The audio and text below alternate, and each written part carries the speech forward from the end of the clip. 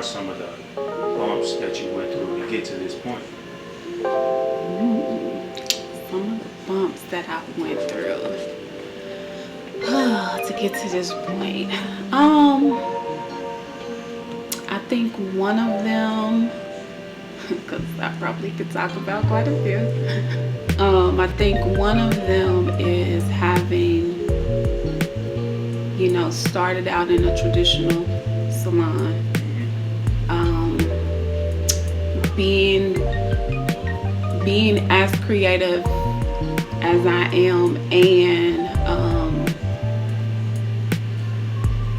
just having a very entrepreneurial spirit, so to speak. So I'm always like, what can I do? How can I make some money? How can I use my creativity to generate, income or whatever?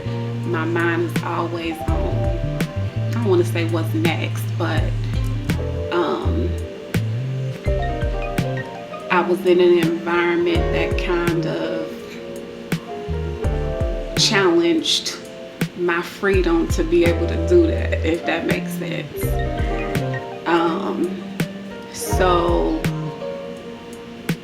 when the opportunity to be in a suite came along, it was like, oh, okay, I could use this space to do more of what I was trying to do in a traditional salon, if that makes sense.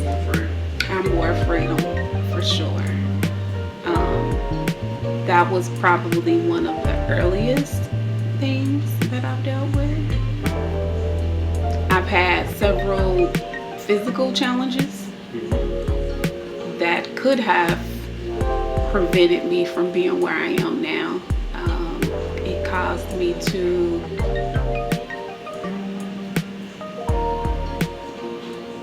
I'm just trying to think.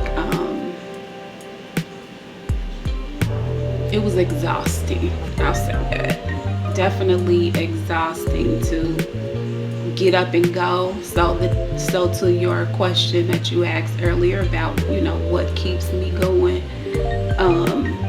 I've never had an issue with, oh, I don't want to go to work today because I hated what I did. It was more of the physical challenges that I was having that made me like, I need to stay in the bed. You know what I mean? But again, once I would get to the salon, as tired as I was, and if you ask any of my clients, they know me to be the sleepyhead, right? But even in me being as tired as I was for as long as I had dealt with those challenges, it was just still like, I gotta come in here and do what I gotta do. You know what I mean?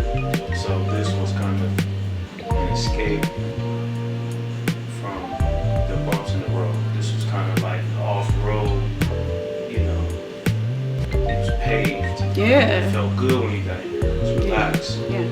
Yeah. And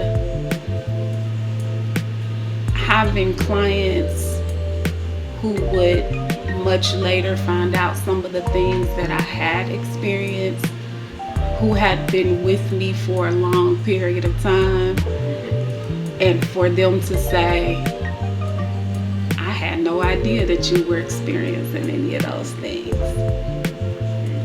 right? So even that statement, you know what I mean, is like, either I'm in the right place, I'm doing what I'm supposed to be doing, or I just covered it up real good. You know what I'm saying? So I would say it wasn't so much the covering up. Now, some of it was using wisdom in not coming to work with your heart on your sleeves. You know what I'm saying? But at the same time, knowing that, or learning how to separate home from work, or your personal whatever that comes along with that from work. You still got a job to do. You know what I mean? You still have people that are watching you. You know what I mean? So it is hard on us as stylists and barbers to Yeah. You always want to uplift. Yeah. And like you said, I do feel like this is like almost like a church in a way. You know, people don't go to church to be sad; they go to church to be uplifted. Mm-hmm. And we have to hold that. We have to uplift. Mm-hmm. Mm-hmm. We also have to learn how to be transparent without